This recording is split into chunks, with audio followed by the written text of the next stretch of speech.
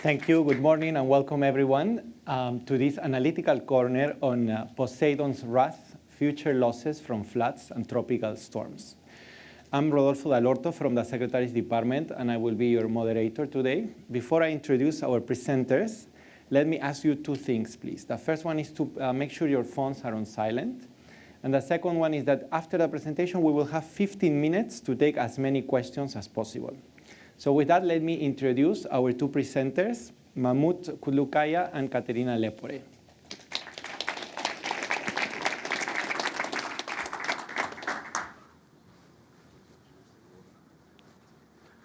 Welcome. In Greek mythology, Poseidon is the mighty ruler of the seas. His wrath is legendary. He wields immense power over the sea and rivers, and he is responsible for floods and storms, especially when he is furious. Poseidon harbored intense anger towards Odysseus by challenging him with multiple storms and floods, hampering his journey back home. According to our research, if climate change is not addressed in the upcoming decades, we could see increased natural disasters like the ones Poseidon inflicted on Odysseus. I am Mahmoud Kudlukaya from the IMF Statistics Department. And I'm Katerina Lepore from the Monetary and Capital Market Department of the IMF. Over the last 2 decades, we have started witnessing more frequent and severe floods and tropical cyclones across several regions. Let me give you a few examples. In 2022, floods in Pakistan submerged 1/3 of the country, creating unprecedented damage with estimated economic losses reaching $15 billion.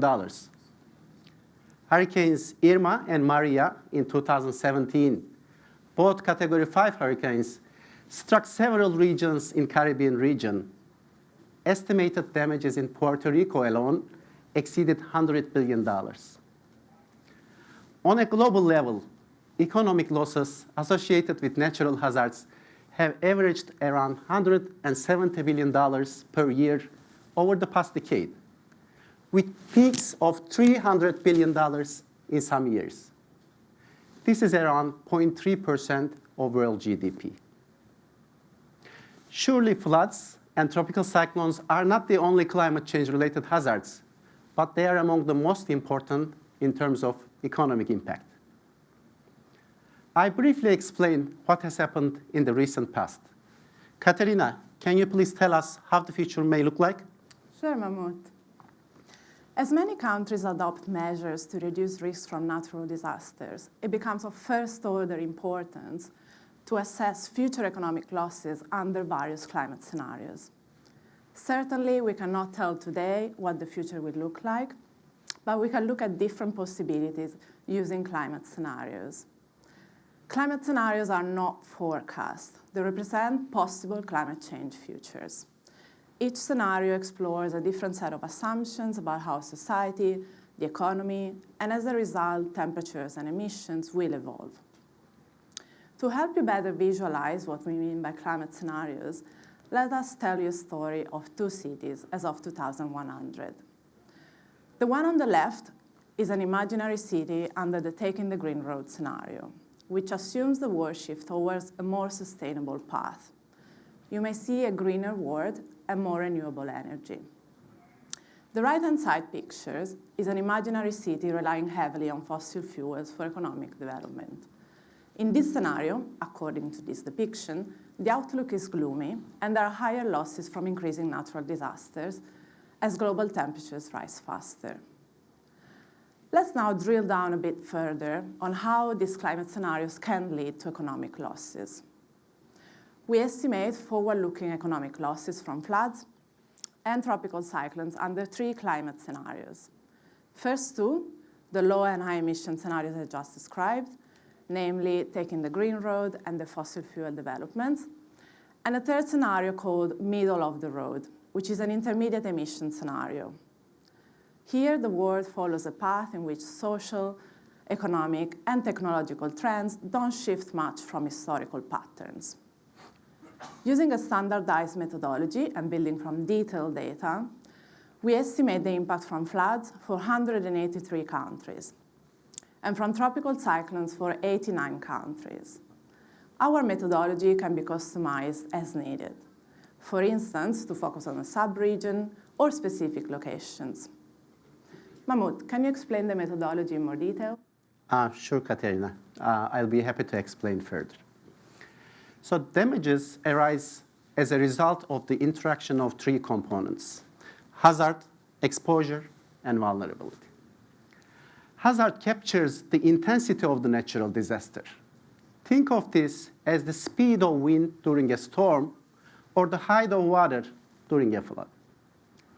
Exposure shows the value of assets that could be damaged. We proxy economic exposures using publicly available data sets on GDP, measures broken down into smaller geographical areas. Both the hazard and exposure data we use are forward-looking and align with the climate scenarios we discussed before. Finally, vulnerability captures resilience of assets to natural disasters. To measure vulnerability, we use damage functions from academic studies. Damage functions tell you the percentage loss on exposures for a given speed of wind or that of flood. These estimates differ by asset types or geography. Bringing together all these components, we gauge damage rates defined as the percentage of asset value lost. Now, let's quickly review our findings. We have three key takeaways. First, most countries covered in our study are projected to witness larger damages from floods and tropical cyclones by mid-century. Specifically, under the intermediate and high emission scenarios, around 2/3 of the country examined could suffer from more damages in 2050 compared to their history. These countries represent a significant share of the global economy. Second, for most countries in our study, damages are higher for more severe climate scenarios, meaning global flood and tropical cyclones risk rise with global warming. And third, the risk of floods and tropical cyclones are unevenly distributed across the world. Let's look at this last point in more detail, starting with floods. The map shows the projected damage rates in 2050 under the middle-of-the-road scenario for each country in our study.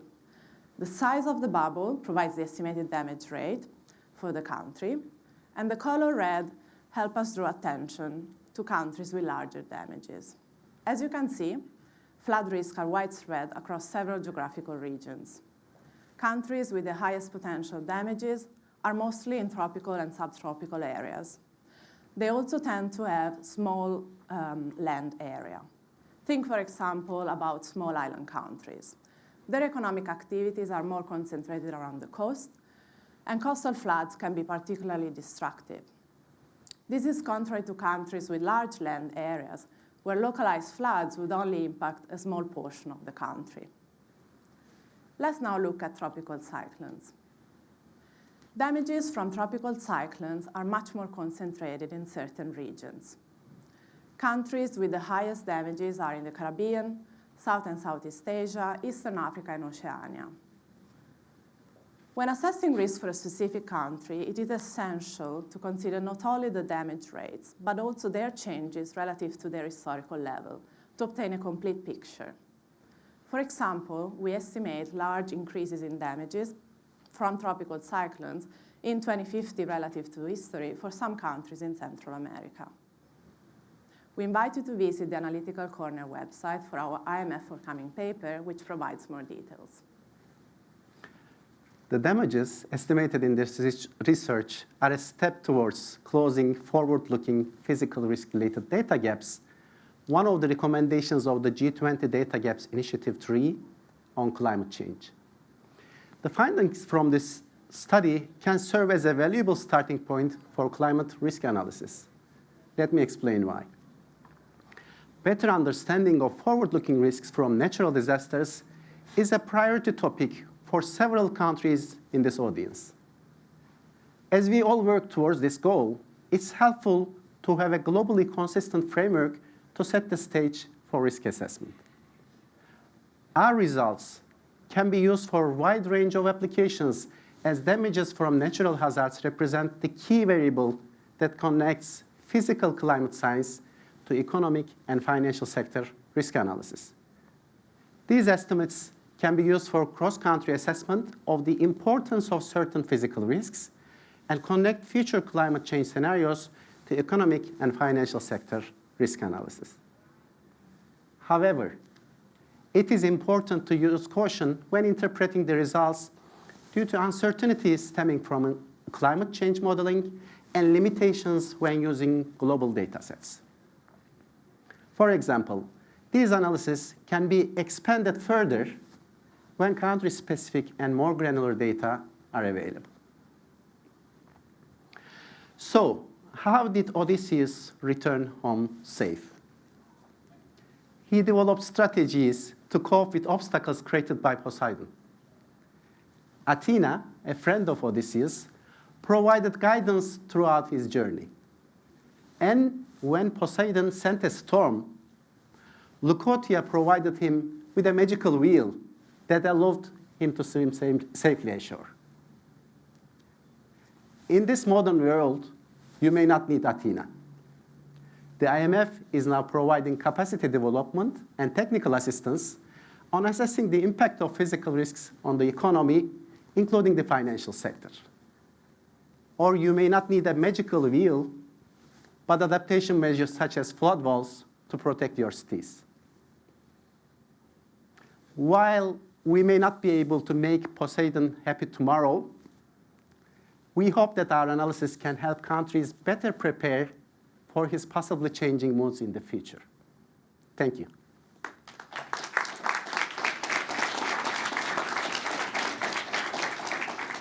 Thank you, Mahmoud. Thank you, Katerina. This was a wide opening about the urgency, I think, of addressing climate change. I would like to open now the floor for questions. Please state your name and your affiliation and try to keep it brief so that we can take more questions after you. I see one gentleman at the back, please. We have running mics, so you just need to raise your hand. Thank you very much. Thank you very much for your presentation. I'm Tigo Joyum, a doctoral student in public health from Harvard Chan. My question, you did a great job. My question is about health, because you're talking about the relationship with finance. I think health is also a big, big one. I'm just wondering if it's included or will be included in your future models. Thank you. Yes, that's an excellent question, which would also allow us to further elaborate on our results. One thing we didn't elaborate further during the presentation is that the estimates that we have here are direct damages from natural disasters, right? But what is not included here, and you have given a very nice example which could be held, is the indirect losses that's associated to natural disasters, right? I can give you one example on this issue for everyone to better understand. For instance, when a natural hazard hits a country, and let's assume that there is an important port in that country. When the natural disaster hits that port, in our research, as of now, we are just looking at the direct losses that's impacting the port. But when the port is impacted for several countries, these have several important indirect losses. But at this point in time, we have not included this in our study. And as you rightly mentioned, health or other indirect losses are very important, and health becomes much more important when we especially start talking about wildfires as well. So thank you very much for the question. Thank you. I also saw someone there. Yes, please. Thank you very much. My name is Obed Ligate. I'm a professor at George Mason University. My question is about balancing the many conflicting interests that developing countries have in terms of mitigation and adaptation. What direction do you recommend for countries that are struggling with floods and cyclones, and they do not have the resources to be able to mitigate and adapt to that? Thank you. Thanks for your excellent question.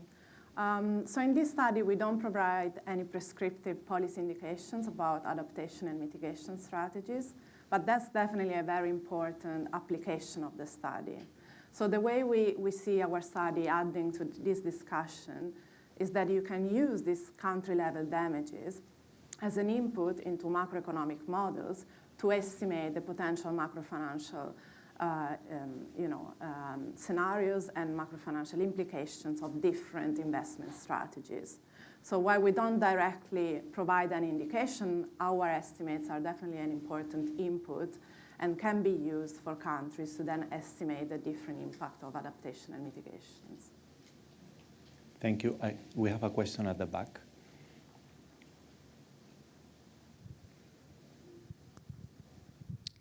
Thank you, Speaker. My name is Samantha Mandigora, and I am from the University of Cape Town. I represent the Alumni Network in Canada. My question is surrounding the use of indigenous knowledge. So going back to basics, if you will, what is the role, or rather, how can the World Bank and the IMF incorporate indigenomics and the traditional knowledge systems as part of dealing with floods and cyclones? Thank you. Can I please ask you to further elaborate what you mean by traditional knowledge? So knowledge systems from indigenous communities. So it could be here in America, it could be in Africa. They traditionally had systems of their own, whether it is regenerative agriculture or some sort of systems to mitigate natural disasters. So my question was surrounding how they are involved in part of this conversation. Thank you very much. Thank you for raising this. And let me connect it to a broader discussion on data gaps. So in this study, what we provided here is by using some publicly available data sets and some further data that we have within the fund, we provided estimates on a forward-looking basis for 183 countries on floods and 89 countries on tropical cyclones. The major obstacle in moving this work forward has been the data gaps that we were observing. So that's why we believe this is the strength of our study, because by using all these publicly available data sets, we could be able to explain and show some numbers to the authorities on how their countries might be impacted from floods and tropical cyclones going forward. And one important takeaway that we have, and which we also extensively discuss in our paper, is that our estimates can be further increased and improved when there is local and national data readily available. So our suggestion here is that we have these measures as, let me say, backstop measures, backstop estimates. But whenever, as you rightly mentioned, whenever the authorities have more granular data, better data, further data that could expand these analysis, I think the idea is to incorporate them in looking into further measures and deciding on the policies. So thank you very much for opening this discussion. I have a follow-up question on that, because you mentioned the G20 Data Gaps Initiative. So how is that related to your work? That's an excellent question, and thank you very much for giving me the opportunity to discuss this as well. So the IMF is spearheading a G20 Data Gaps Initiative, and the initiative is focusing on closing policy-relevant data gaps. We have successfully completed DGI-1 and DGI-2 initiatives over the course of last 2 decades. And the new DGI initiative, which we call DGI-3, is focusing on policy-relevant data gaps, and a big emphasis is on climate change. Particular to our research, one of the recommendations of the DGI-3 initiative is on forward-looking physical and transition risk indicators. And we believe the work that we provided here is a good step towards identifying what would be the relevant indicators to assess on a forward-looking basis the impact of physical risks for the economies. So with this research, we hope to contribute to this discussion. I see we're approaching end of the talk. So maybe we can take one more question here at the back from the lady with the glasses.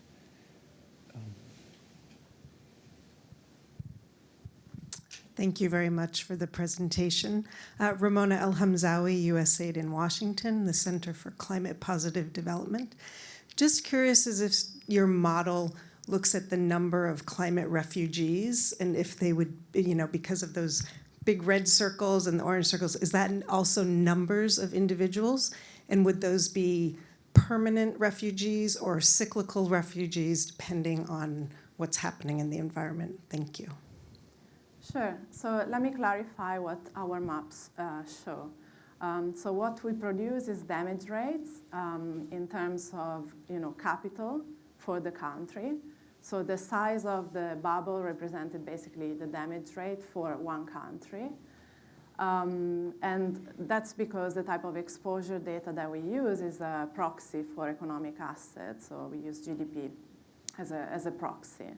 And our model doesn't account for migration at the time being. So we don't actually include any direct migration. However, the GDP measures that we actually use are forward-looking. So they are provided by an academic study, and they are different depending on the scenario that we consider.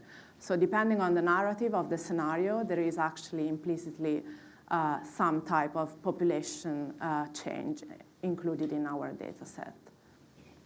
Thank you. So before we conclude, I would like to ask you what are the 2 key points that we should definitely remember at the end of this talk? Sure. So what we would like you to remember is that we have built a framework to estimate forward-looking losses from floods and tropical storms. The framework can be applied to a wide range of countries. The key takeaway from our study is that flood risk and tropical storms risk for most of the countries we examine will rise in the future and with global warming. And they are also widespread unevenly across the world. So the main message we would like to leave you with is that we hope you will leverage our framework and expand further. Thank you. Thank you, Mahmoud. Thank you, Katerina.